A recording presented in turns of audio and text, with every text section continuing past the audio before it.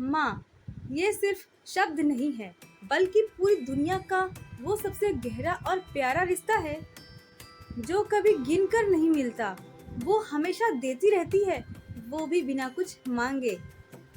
रीमा ने अपनी जिंदगी में बहुत कुछ पाया, बड़े बड़े सपने देखे, शहर में नाम कमाया, लेकिन एक छोटी सी रोटी में छुपा है माँ का प्यार। उसे तभी समझ आया जब बहुत देर हो चुकी थी। गांव की सुबह बहुत ही प्यारी होती है। मुर्गे की बाग, खेतों में हवा की सरसराहट और चूल्हे पर सिकती हुई रोटी की खुशबू। रीमा छोटी थी तो सुबह सुबह आंख मलते हुए उठती और अपनी माँ के पास जाकर कहती, माँ मुझे स्कूल नहीं जाना, बहुत नींद आ रही है। माँ हंसते हुए कहती, अरे मेरी गुड़िया रानी, पहले ये गर्मा गर्म रोटी खा ले, फिर देखना तेरी नींद कैसे भागती है, जैसे बिल्ली दूध देखकर भागती है। रीमा मुंह बनाती, माँ रोटी गोल नहीं बनी, मुझे गोल गोल चांद जैसी रोटी चाहिए। माँ झट से आटे से नई रोटी बेलने लगती और कहती, ठीक है मेरी गुड़िया रानी, तेरे लिए गोल गोल चांद जैसी रोटी बनाती हूँ। गांव की औरतें अक्सर हंसते हुए कहती, बहन तू अपनी थाली क्यों खाली कर देती है, हर रोज बेटी को एक अलग से रोटी क्यों बनाकर देती है। माँ बस मुस्कुरा देती है, मेरे हिस्से का खाना कम हो जाए तो चलेगा, लेकिन मेरी बेटी की भूख कभी अधूरी नहीं रहनी चाहिए। रीमा उस समय इन बातों को नहीं समझती थी। उसे तो बस ये पता था कि माँ की बनाई रोटी दुनिया में सबसे स्वादिष्ट होती है। रीमा बड़ी हो गई। गांव की लड़कियां अक्सर जल्दी शादी करके चली जाती थी, लेकिन रीमा की माँ ने हमेशा कहा, मेरी बेटी पढ़ेगी और बड़ा नाम करेगी।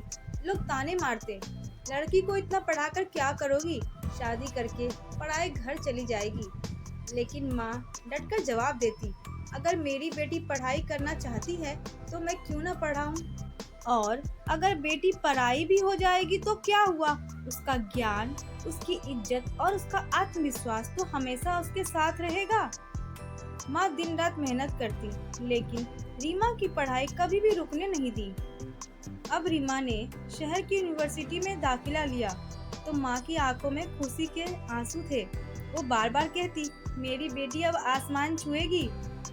रीमा ने भी अपनी माँ से वादा किया, माँ मैं बड़ा इंसान बनकर दिखाऊंगी।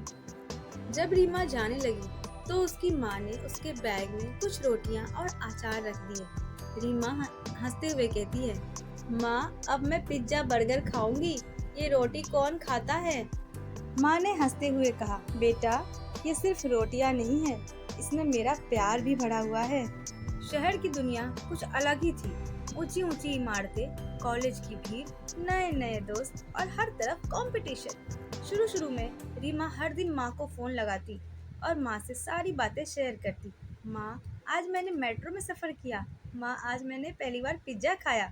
माँ सब सुनकर खुश हो जाती, अरे वाह मेरी बेटी तो शहर की लड़की बन गई है, लेकिन बेटा कभी अपने गांव की मिट्टी मत भूलना। लेकिन धीरे धीरे ये सब सारी चीजें कम होने लगी। अब रीमा कॉलेज, प्रोजेक्ट्स और दोस्तों में व्यस्त रहने लगी। उधर गांव में माँ रोज शाम को खाना बनाते वक्त एक रोटी अलग रख देती, थाली के कोने में रखकर सोचती, पता नहीं मेरी बेटी ने खाया होगा या नहीं, लेकिन अगर वो यहाँ होती तो ये रोटी उसी को देती। वो रोटी कभी रीमा तक पहुँचती नहीं, लेकिन माँ का प्यार उस रोटी में रोज बुनता रहा। रीमा ने पढ़ाई पूरी की और उसे बड़ी कंपनी में नौकरी मिल गई। अब उसकी जिंदगी पूरी तरह से बदल चुकी थी। ब्रांडेड कपड़े, AC, office, weekend parties and fancy food. माँ अक्सर फोन लगाकर पूछती, बेटा कब आओगी। बेटी कहती, माँ मैं बहुत बिजी हूँ, छुट्टी नहीं मिल रही मुझे। माँ चुप हो जाती, लेकिन फिर भी खाना खाते समय एक रोटी अलग रख देती। उसे आदत हो गई थी अपनी थाली से एक रोटी रीमा के लिए निकालने की। गांव के लोग कहते, बहन तेरी बेटी तो अब बड़े शहर में अफसर बन गई है, अब तुझे क्यों देखने आएगी। माँ हमेशा मुस्कुरा देती और कहती, मेरी बेटी बहुत बिजी है, लेकिन उसके दिल में मैं हमेशा हूँ। समय बीता, माँ बूढ़ी हो गई। अब उनके काम करने की ताकत नहीं रही। अकेलेपन और मेहनत ने उन्हें धीरे धीरे बीमार कर दिया था। लेकिन माँ ने कभी रीमा को बताया नहीं। वो हमेशा फोन पर हंस कर कहती, मैं बिल्कुल ठीक हूँ बेटा, तू अपनी नौकरी पर ध्यान दे। क्योंकि माँ रीमा को परेशान करना नहीं चाहती थी।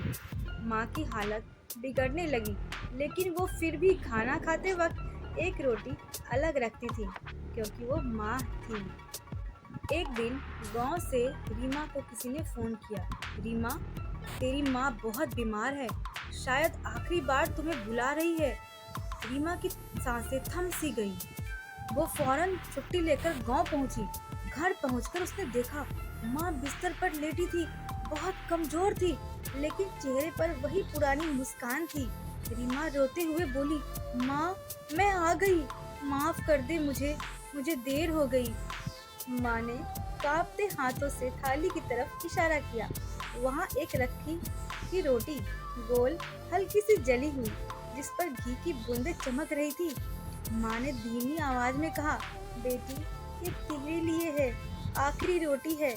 मैंने कभी तेरे हिस्से की रोटी नहीं छीनी, अब ये भी खा ले। रीमा फूट फूट कर रोने लगी। उसने रोटी खाई और महसूस किया कि उसमें सिर्फ आटा नहीं था, बल्कि माँ का पूरा जीवन, पूरा त्याग और बहुत सारा प्यार समाया था। कुछ समय बाद माँ ने रीमा का हाथ पकड़कर आखिरी सांस ली। अब रीमा अकेली हो गई। माँ के जाने के बाद रीमा जब भी खाना खाती, उसकी आंखों के सामने वही आखिरी रोटी घूम जाती। अब चाहे वो दुनिया के सबसे बड़े होटल में क्यों न खाती, लेकिन माँ की रोटी का स्वाद कभी वापस नहीं आया।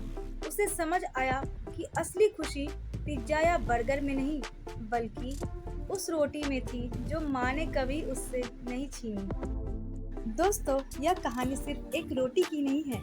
यह कहानी है माँ के उस त्याग, प्यार की, जिसे हम अक्सर नज़रअंदाज कर देते हैं। जब तक माँ है, उसके हाथ की रोटी खाइए, उसके साथ बैठकर हंसिए, बातें कीजिए और अपनी भी बातें सुनाइए। क्योंकि जब माँ नहीं रहेगी, तो उसकी रोटी का स्वाद जिंदगी भर तरसाता रहेगा। तो दोस्तों, अगर आपको मेरी यह कहानी पसंद आए तो प्लीज़ वीडियो को लाइक और शेयर करना ना भूलें और कमेंट में ज़रूर बताएं कि आपको यह कहानी कैसी लगी है। तब तक के लिए बाय बाय।